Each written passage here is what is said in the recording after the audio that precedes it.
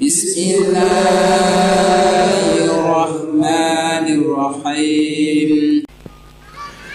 Assalamualaikum warahmatullahi wabarakatuh.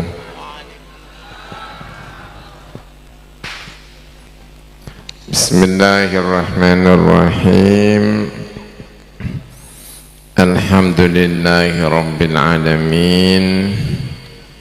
Wabihi nasta'inu ala umuri dunya waddin.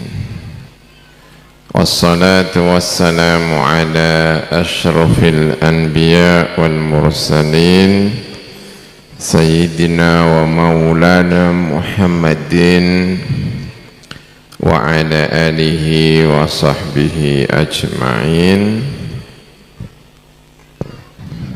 Rabbi shrah li sadri wa yassir li amri wahlul 'uqdatam min lisani yafqahu qawli, amin. Amma ba'du. Alhamdulillah, kiai-kiai semuanya yang saya hormati,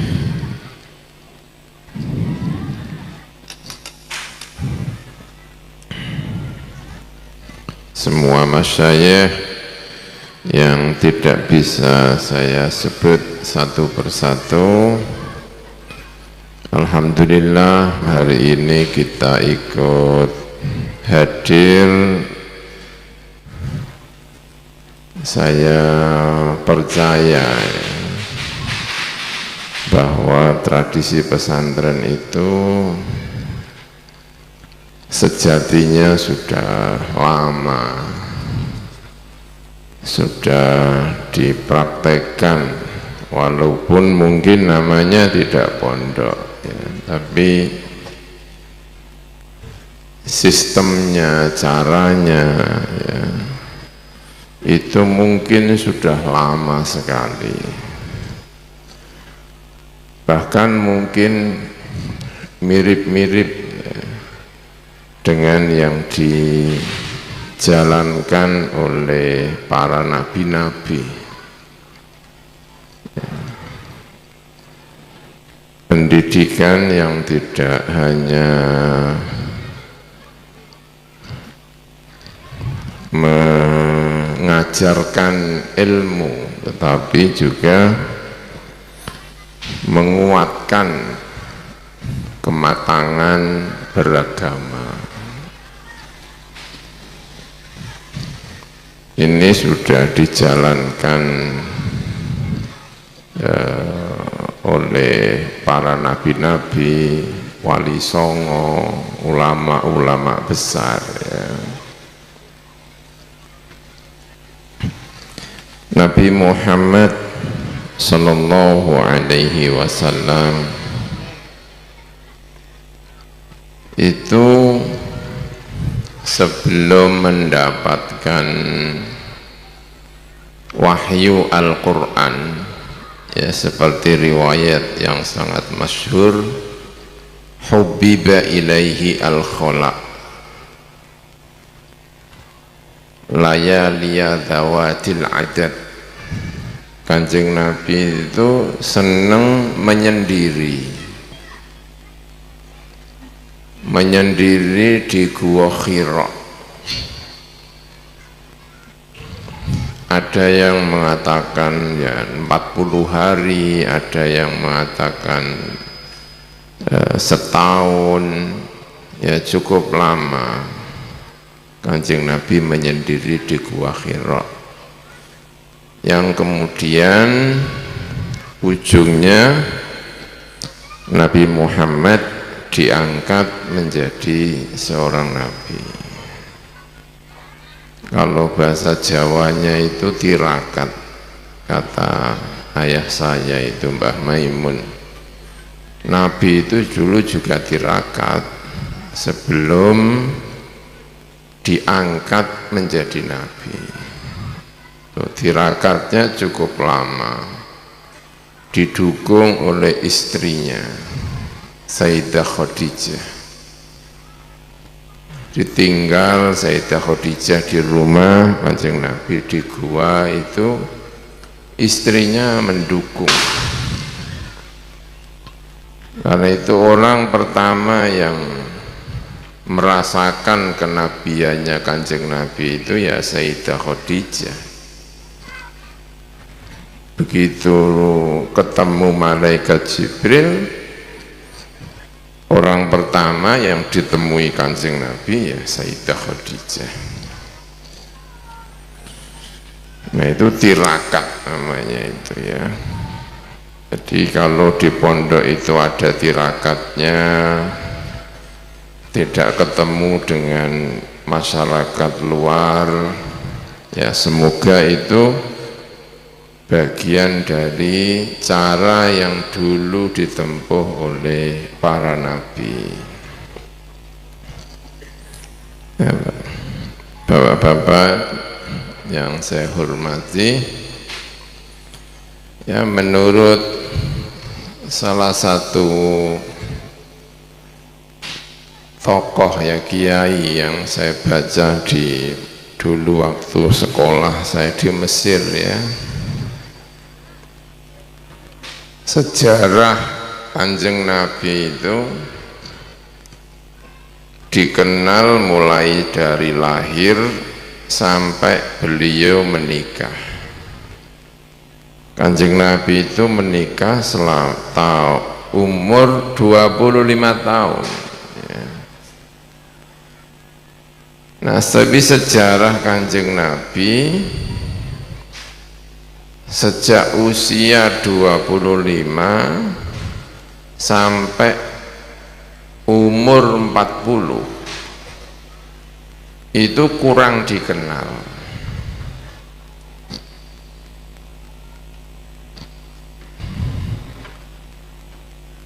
Hanya beberapa waktu saja diketahui, seperti membangun Ka'bah, ya, ikut membangun Ka'bah, ikut perjanjian Fudul, kemudian ada peperangan ya. Tapi secara umum itu sejak usia 25 tahun menikah dengan Khadijah sampai 40 tahun itu kurang dikenal. Sehingga menurut yang saya baca itu ya 15 tahun itu Kanjeng Nabi bersama Khadijah itu ya dalam rangka tirakat, disertai dengan Sayyidah Khadijah,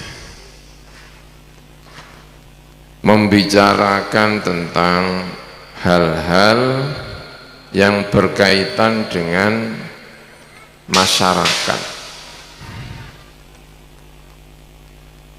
yang disebut dalam Al-Quran wa wajadaka dhallan fahada. Nabi itu merasa ada yang salah di Mekah ini.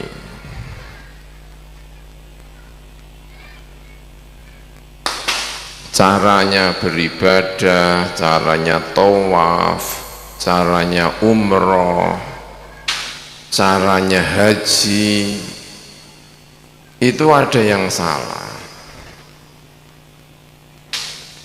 Ajaran Nabi Ibrahim yang menjadi tokoh sentral di Mekah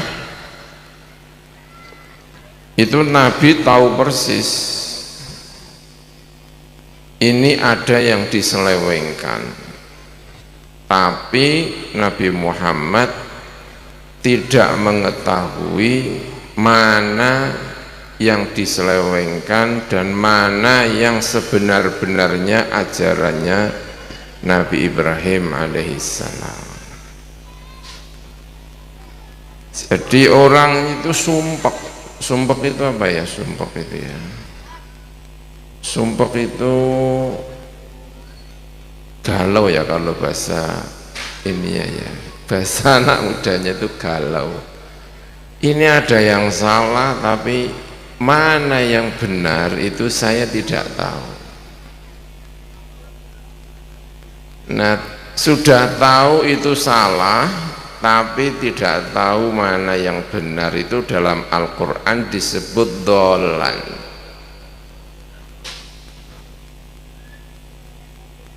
Nabi itu disebut dolan. Dolannya itu bukan berarti Kanjeng Nabi itu sesat seperti sesatnya Abu Jahal, seperti sesatnya Abu Lahab. Enggak, Nabi enggak sampai ke sana. Nabi tidak pernah menyembah berhala, Nabi tidak pernah minum khamr, Nabi tidak pernah main perempuan.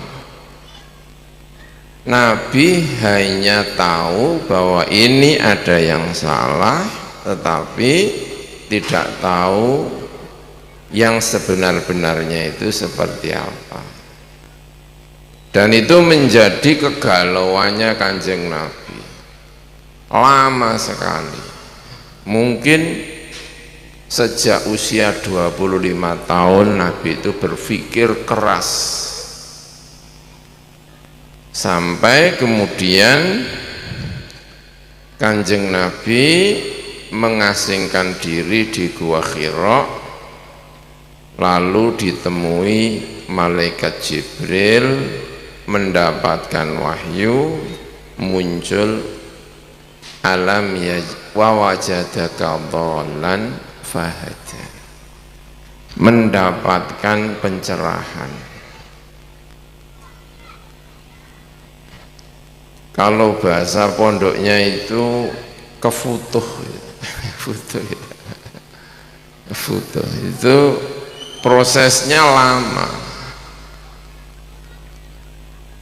Jadi kayak semacam mondok, kayak semacam itu. Makanya ya bagi saya itu pondok itu ya bagian dari pendidikan yang dulu juga dijalankan oleh Kanjeng Nabi Muhammad Sallallahu Alaihi Wasallam.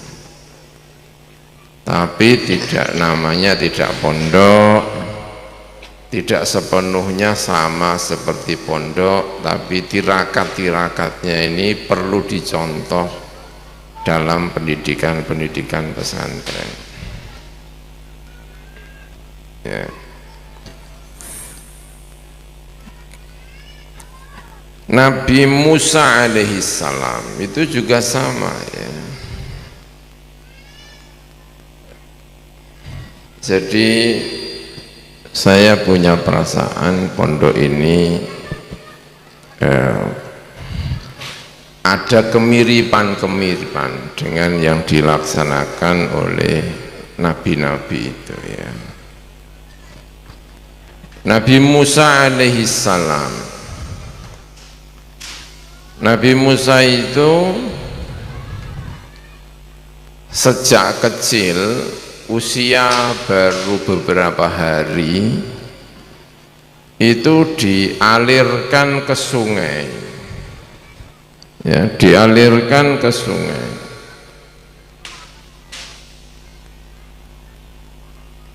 Lalu masuk ke istananya Fir'aun, sehingga Musa itu dididik oleh Fir'aun karena istrinya itu senang sama Musa.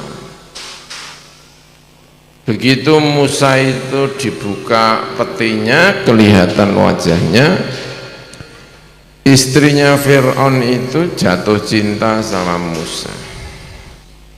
Karena itu dia kepengen mengambil anak.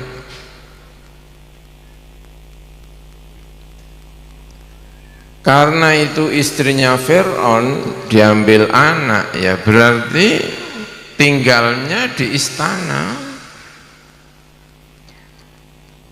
Karena itu ada film itu dua pangeran, kalau nggak salah itu dua pangeran itu maksudnya ya salah satunya Musa, hidup di istananya Fir'aun dengan raja yang paling zalim sedunia. Itu kalau sekarang itu kira-kira itu Donald Trump itu. Jadi Musa itu dididik oleh Donald Trump.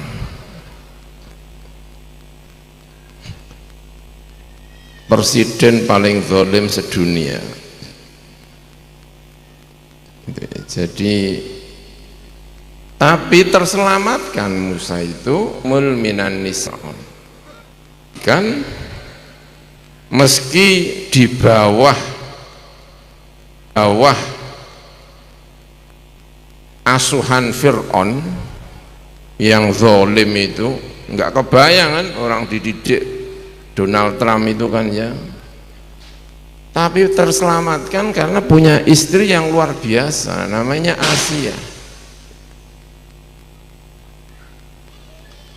Tapi meski punya ibu yang luar biasa, ibu angkat yang luar biasa, juga punya ibu kandung. Jadi Nabi Musa itu dididik oleh dua ibu, ibu kandung sama ibu angkat istrinya Fir'aun. Ya, meski terselamatkan ya, tapi tetap dia itu Nabi Musa itu ya hidupnya di istana.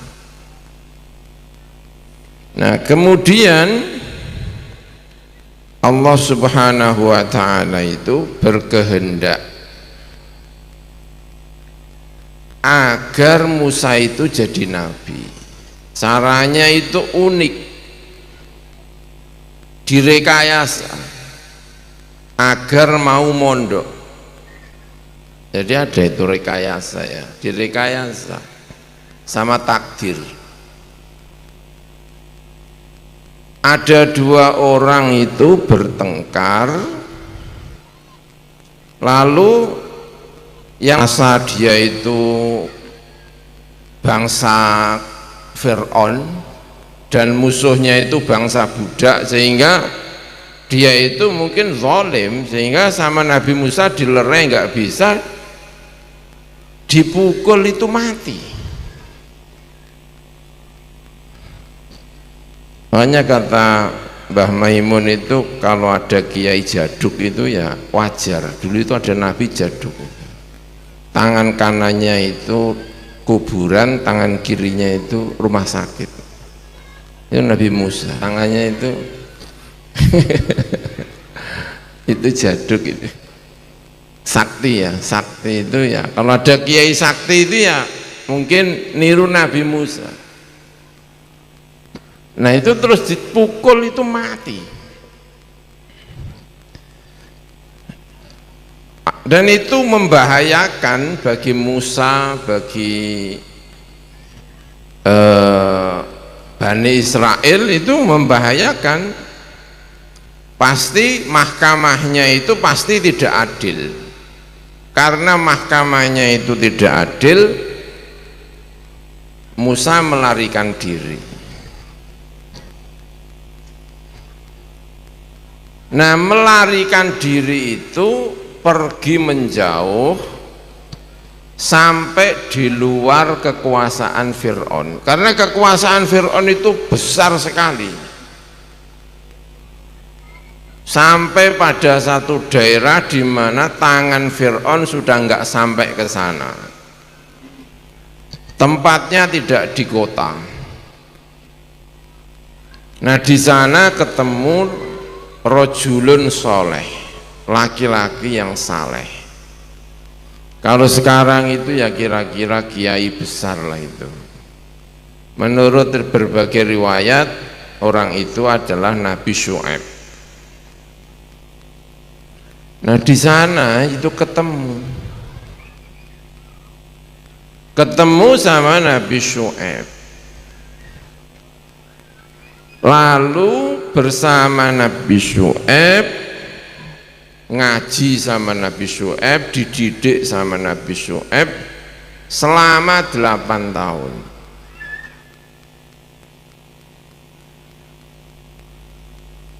Ditambah 2 tahun khidmah.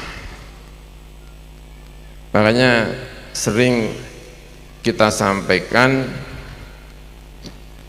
di pondok itu ya ada khidmahnya, karena dulu Nabi Musa itu mondok 8 tahun, khidmah 2 tahun. Nabi Musa dididik sama Nabi Syuaib dari orang yang berada di istana menjadi orang yang ada di pondok, sehingga pantas jadi Rais Suriah. Kira-kira itu begitulah itu. Jadi sebelum ke desa itu kalau jadi pengurus NU kira-kira tanfidiyah itu ya. Tapi sekarang beliau itu sudah 8 tahun dididik oleh Nabi Syuaib, 2 tahun, berarti selama 10 tahun mondok di Nabi Syuaib. Ya dulu kalau ngaji di Said Muhammad Alawi Al-Maliki itu kontraknya 10 tahun, nggak boleh pulang, tanda tangan ya.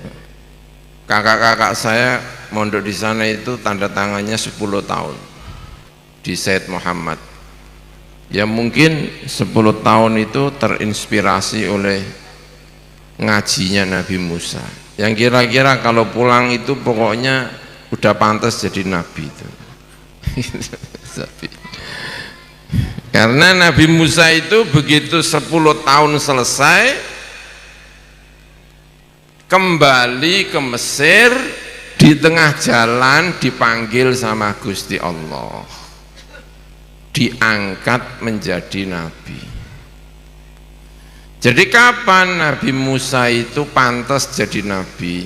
Setelah keluar dari istananya Fir'aun, dididik sama Nabi Syuaib selama 10 tahun, pulang kembali ke Mesir, belum sampai ke Mesir, di tengah jalan itu sudah pantas menjadi nabi.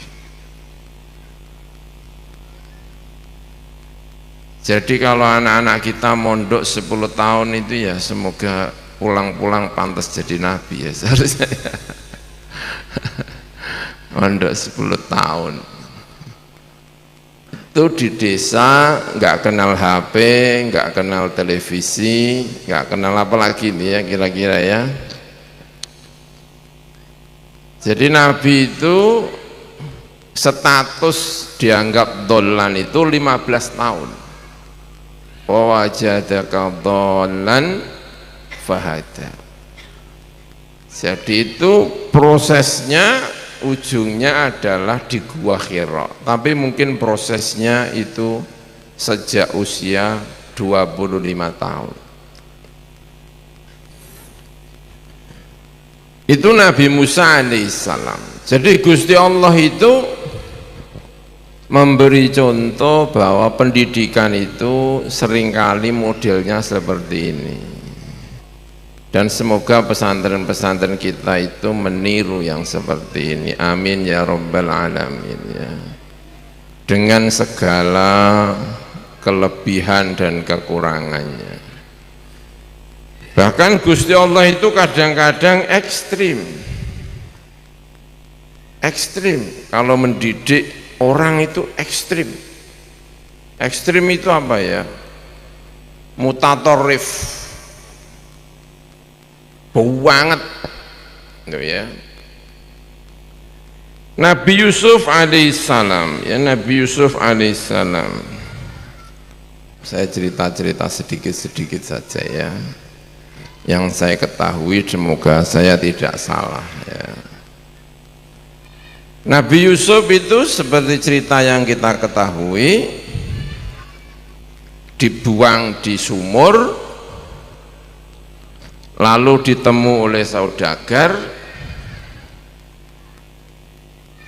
melalui itu ya, melalui timbo. Timbo itu apa ya? Timbo itu apa ya? Timba ya, tembah ya. Diangkat dijual. Delalah itu yang beli itu menteri paling berpengaruh di Mesir. Itu bukan raja, tapi menteri paling berpengaruh di Mesir. Dibeli itu maksudnya dijadikan budak, tapi ternyata keluarganya itu senang sehingga diangkat jadi anak. Mau dijadikan budak tapi ternyata malah hidup seperti di istana. Itu Nabi Yusuf. Karena hidup di istana ya, kerumat itu apa ya? Terawat,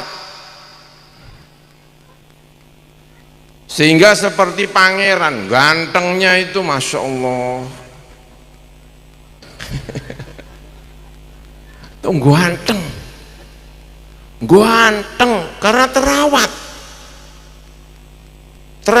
dengan baik, ganteng. Nah, Allah itu berkehendak lain, dididik dengan cara yang ekstrim. Caranya didik Allah itu gimana? Dimasukkan penjara. Dimasukkan penjara.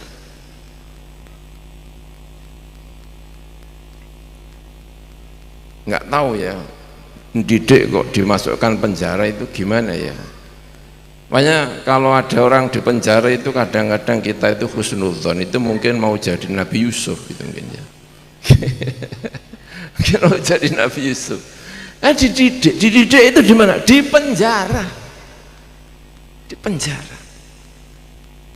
Masya Allah, penjara itu. Makanya cerita tentang mukjizatnya Nabi Yusuf itu keluarnya di mana? Ya di penjara. Sebelum di penjara itu enggak ada cerita Nabi Yusuf ada mukjizatnya. Ada mukjizat itu ya setelah di penjara. Nabi Yusuf alaihissalam. Kadang-kadang di pondok itu disebut katanya penjara suci. Ya enggak ya, pondok enggak penjara ya. Masih bisa beli cilok. Enggak di penjara. Itu benar-benar di penjara. Lama. Dan itu yang menjadikan Nabi Yusuf itu diangkat menjadi nabi. Ya, diangkat menjadi nabi. Ya tentu kita tidak berharap di penjara ya, ini kan cerita ya. Aspek-aspek di mana Gusti Allah itu mendidik para nabi itu bisa macam-macam ya. Jadi mondok itu pokoknya ilal abad bisa ya. Nah jadi semoga itu tadi ya, kita itu berharap bahwa pendidikan kita ini tidak hanya soal ilmu tetapi soal kematangan, soal kesiapan untuk menjadi pemimpin, kesiapan untuk seperti itulah ya, kesiapan seperti Nabi Muhammad Sallallahu Alaihi Wasallam ya. Begitu diangkat jadi nabi itu sudah benar-benar siap ya, sudah benar-benar siap dengan segala konsekuensinya ya. Doanya Nabi Ibrahim, waja'alna lil muttaqina imama, menjadi imamnya orang-orang yang bertakwa. Hasil dari pendidikan para nabi ini adalah ketika selesai siap untuk menjadi imam bagi orang-orang yang bertakwa. Ini semoga bisa kita amalkan, amin ya rabbal alamin. Yaitu saya kira pendidikan pondok pesantren ya mirip-mirip ingin mencoba yang seperti ini ya. Nabi Musa alaihissalam ini ya, Nabi Musa alaihissalam ketika sudah menjadi nabi besar, orang paling berpengaruh saat itu, orang paling berpengaruh, mengagumkan. Suatu saat seperti dalam riwayat Bukhari apa Muslim itu ya, beliau itu pidato khotiban, pidatonya itu menarik sekali. Semua yang mendengarkan itu tertarik, terpana dengan Nabi Musa alaihissalam. Sampai ada yang nanya, jenengan kok hebat, apa ada yang lebih hebat dari jenengan? Jawab Nabi Musa, karena Nabi ya kan, ya sepertinya enggak ada. Jadi kayak orang gimana gitu ya. Itu dianggap oleh Gusti Allah sebagai seorang nabi yang seperti ini kurang pantas. Nabi itu arruju'u ilallah itu harus berada di setiap saat.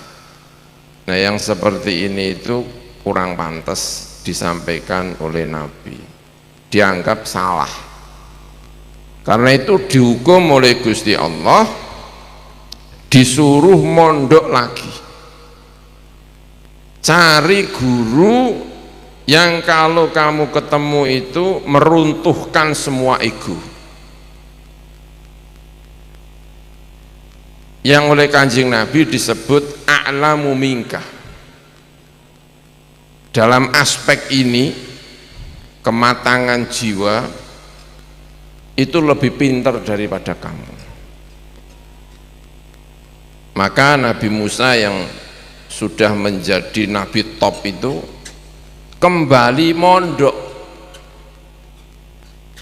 Masya Allah ya, Imam Syafi'i itu sudah jadi mufti, sudah jadi penguasa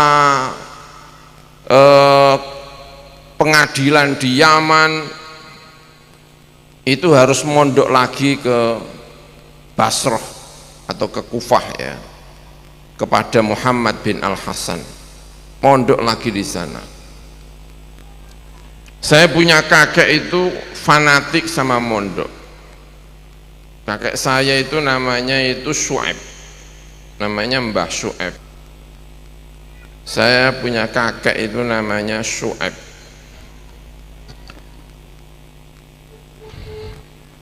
Ya orangnya agak antik-antik gitu ya, namanya Mbah Syuaib. Itu pengasuh pondok pesantren di Sarang. Di Sarang itu dulu ada kiai itu bukan pengasuh tapi ngalim, orangnya pintar, namanya itu Murtado ya. Mbah Syuaib itu ngumpulkan kiai-kiai, minta kepada Kiai Murtado, padahal yang pengasuh itu ya Mbah Syuaib itu, supaya Mbah Murtado itu mau ngaji kitab Ihya. Jadi ya di Sarang itu ada pertama kali ngaji Ihya itu namanya kiainya itu Kiai Murtado, itu bukan pengasuh utama, pengasuh utamanya ya Mbah Syuaib itu, yang ngaji kiai-kiai. Salah satu yang ngaji itu ya Mbah Syuaib sendiri itu, ngaji Ihya. Mbah Syuaib itu punya anak namanya Ahmad. Ahmad itu dulu ngajinya itu di Mekah. Muridnya Abi Bakar Syato, pengarang kitab I'anatul Thalibin, itu Mbah Syuaib. Mbah Syuaib itu kakeknya Mbah Mun. itu ngajinya di Mekah itu diantara gurunya adalah Abu Bakar Syato, I'anatul Thalibin. Salah satu gurunya lagi adalah Syekh Mahfud At-Turmusi. Itu ngaji di Mekah. Pulang itu sudah pinter ya, sudah pinter pulang. Begitu pulang sampai Indonesia sama ayahnya Kiai Syu'aib, disuruh mondok lagi di Tebuireng, mondok di Mbah Hasyim Asy'ari. Nah, Mbah Hasyim Asy'ari itu ketika berada di Mekah itu juga muridnya Kiai Turmusi, Mahfud At-Turmusi. Jadi sama-sama muridnya Syekh Mahfud At-Turmusi. Pulang dari Mekah disuruh mondok lagi di Tebuireng. Ketika sampai di Tebuireng ketemu Mbah Hasyim Asy'ari, ya ditanya tentang Mbah Mahfud, kabarnya seperti apa. Wong sama-sama muridnya Syekh Mahfud At-Turmusi. Mondok lagi.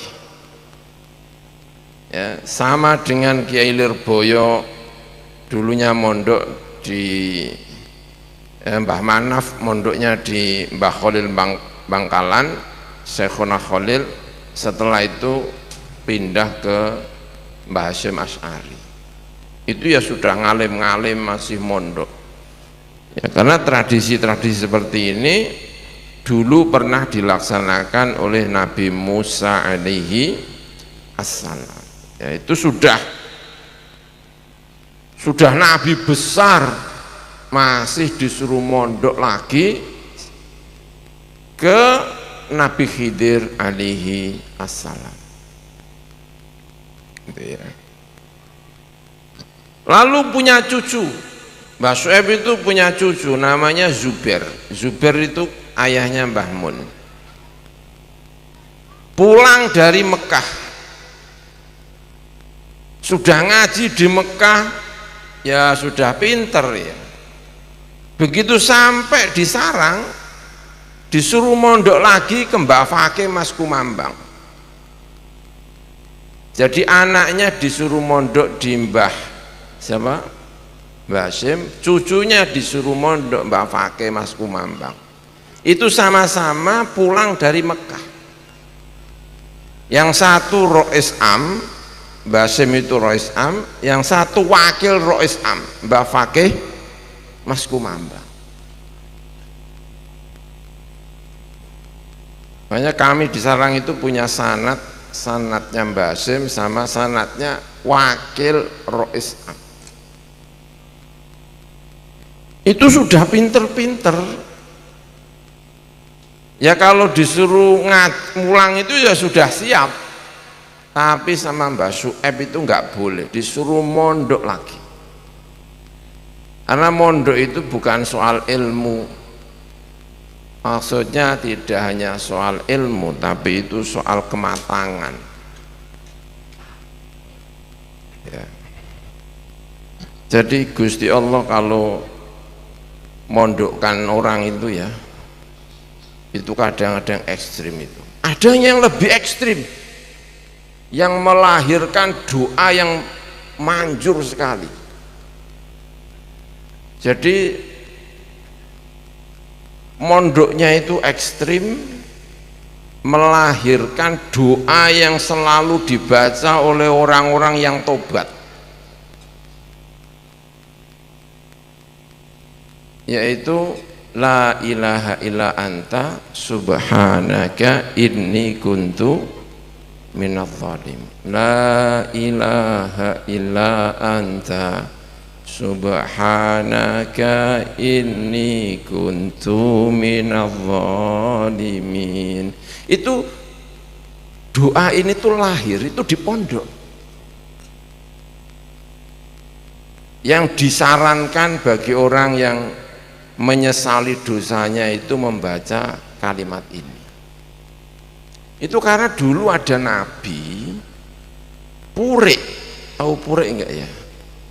Pure itu bahasa Indonesianya apa itu? Pure itu kayak perempuan terus marah sama suaminya terus nggak mau ngapa-ngapain, itu namanya apa itu? Pure.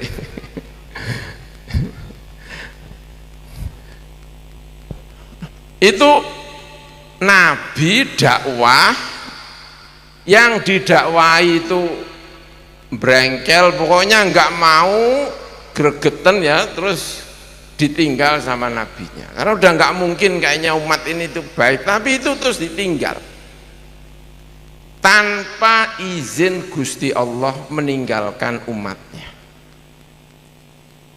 Makanya kalau ada kiai pure itu ya berarti itu Nabi Yunus itu ya. Itu pure, naik kapal pure, fa'abako kalau dalam Al-Quran, minggat. Tapi Nabi Muhammad itu hormatnya sama Nabi Yunus itu luar biasa, sangat hormat. La tufaddiluni ala Yunusa ibni Matta, kamu jangan mengunggulkan saya di atas Yunus bin Matta. Itu. Nah, Nabi Yunus itu naik kapal, naik perahu. Setelah dinaiki Nabi Yunus itu kapalnya oleng. Dan tradisinya kalau ada oleng ini biasanya ada penumpang yang nggak baik, karena itu diundi. Setiap penumpang namanya dimasukkan ke dalam kotak, diundi, yang keluar disuruh turun, dibuang ke laut. Nah, diantara penumpang itu yang paling khusyuk itu Nabi Yunus. Sing penggawaane sholat, penggawaane dzikir itu ya Nabi Yunus itu. Maka ketika keluar itu janggal, kok malah kiainya itu. Maka keluar itu dimasukkan lagi, saking nggak percayanya, orang sekhusyuk ini kok bisa menjadikan kapal oleng. Tapi dikeluarkan lagi ya Yunus lagi yang keluar, sampai 3 kali dimasukkan, duduk keluar lagi, dimasukkan duduk keluar lagi, dimasukkan duduk keluar lagi, sehingga yakin ini ada masalah dengan kiainya ini. Ya begitu Nabi Yunus dibuang ya kapalnya ya tenang saja, hilang itu olengnya itu.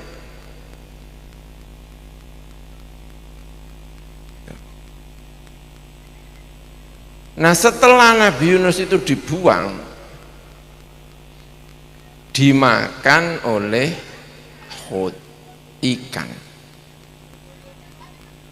dan itu lama, 40 hari atau berapa gitu ya, saya baca lupa itu berapa hari, pokoknya lama itu, dalam perut itu lama, gelap. Perasaan Nabi Yunus itu mati, di dalam perut, tapi kok sikilnya itu, kakinya bisa digerakkan, loh saya ini hidup. Gelap, lahir doa la ilaha illa anta subhanaka inni kuntu minadz dzalimin. Kapan keluarnya doa ini? Ketika Nabi Yunus mondok di perut ikan. Jadi Gusti Allah itu yang didik nabi-nabinya itu ya walaupun kita tidak menyebut itu pondok ya, tapi itu kayak mirip dengan pendidikan pondok pesantren.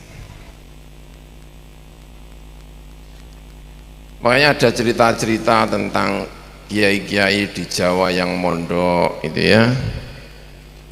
Mbah Manaf di mana itu pernah mondok di Senori, membawa putranya sudah jadi pengasuh di pondok pesantren Lirboyo, itu masih pasanan, masih mondok di Senori. Di Senori itu ada kiai namanya Abdul Fadl, orangnya alim sekali, karyanya banyak sekali, muridnya Mbah Hasyim Asy'ari, orangnya khusyuk. Saking khusyuknya itu beliau itu nggak bisa berangkat haji, nggak bisa berangkat umroh, karena keyakinannya itu bank itu haram. Nah kalau haji lewat bank itu dia nggak mau, ya. Jadinya ya nggak bisa haji, sampai wafat ya nggak haji, saking nggak maunya apa itu bank, ya. Itu Mbah Ndol, muridnya Mbah Hasyim, punya karya banyak sekali, diterbitkan di Timur Tengah. Itu Mbah Abdul Fadl, tidak pernah ke Mekah tapi karyanya banyak sekali. Itu Mbah Ndol, orangnya alim, dan dia itu melaksanakan apa yang dilaksanakan oleh Nabi Dawud. Nabi Dawud itu kan nabi yang sangat super kaya, beliau itu Raja Dawud. Tapi Nabi Dawud itu menjadi cerita nabi, itu diceritakan nabi betul itu ya karena kehebatannya. Dengan menjadi raja itu dia bisa apa saja Nabi Dawud itu, tapi yang dimakan itu dari hasil kerja tangannya. Nabi Dawud itu raja, tapi yang dimakan itu selalu dari hasil kerjanya itu, dan itu ditiru sama Mbah Ndol.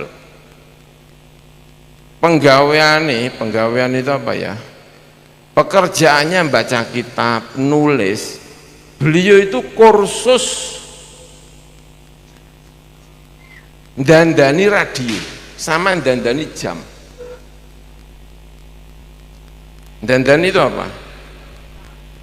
Reparasi itu loh ya, kalau ada radio rusak itu ya, itu beliau itu di rumahnya itu ada kayak semacam toko reparasi radio sama reparasi jam. Itu Mbah Ndol itu, gurunya Mbah Maimun, gurunya Kiai Sarang lah, banyak itu Mbah Ndol. Termasuk yang pernah mondok di situ itu Mbah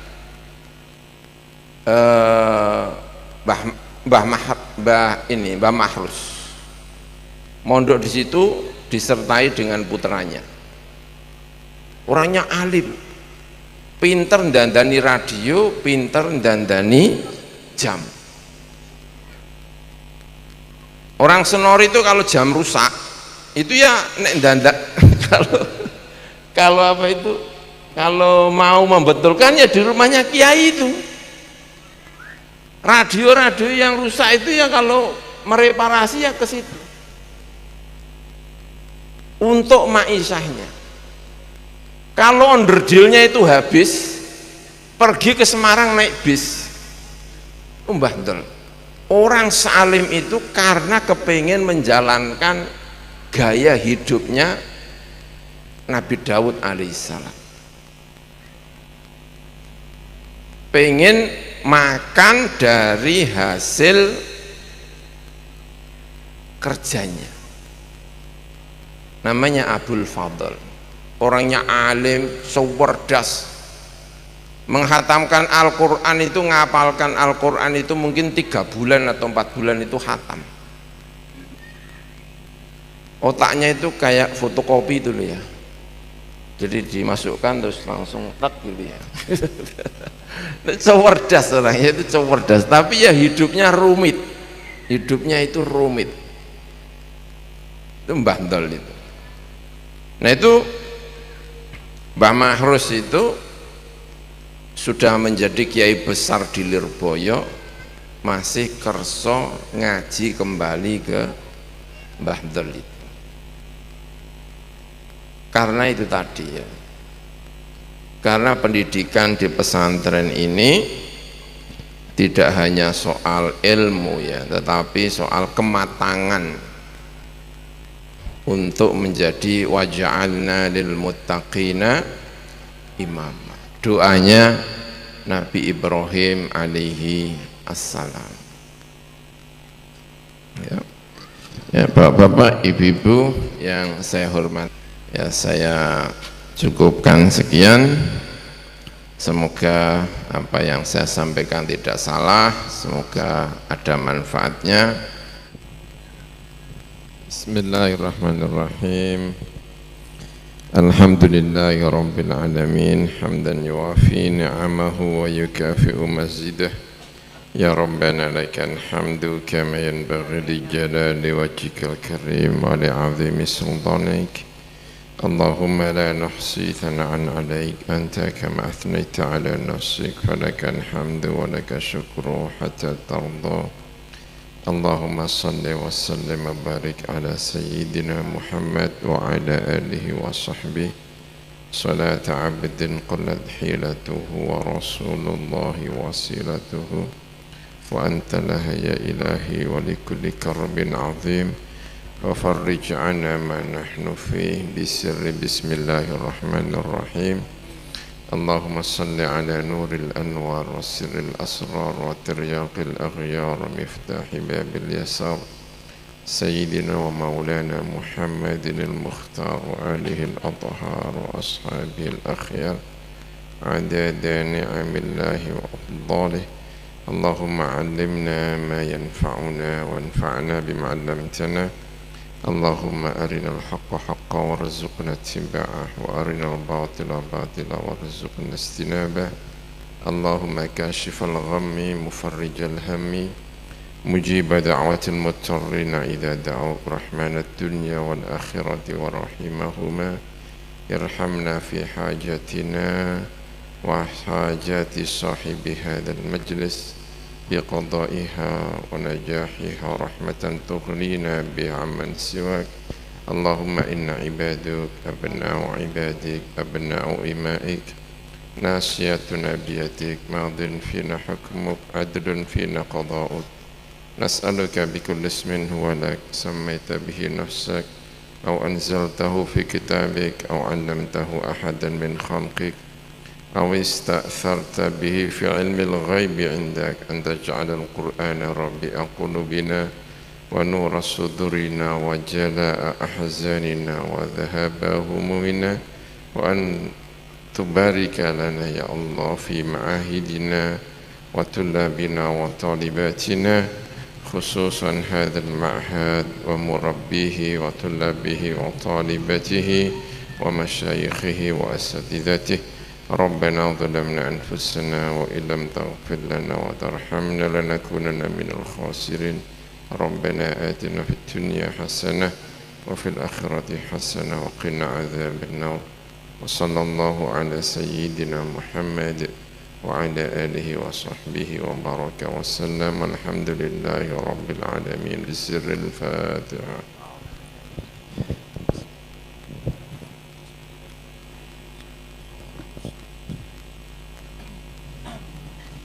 Mohon maaf atas segala kekurangan. Wallahul muwaffiq ila aqwamit thoriq. Wassalamualaikum warahmatullahi wabarakatuh.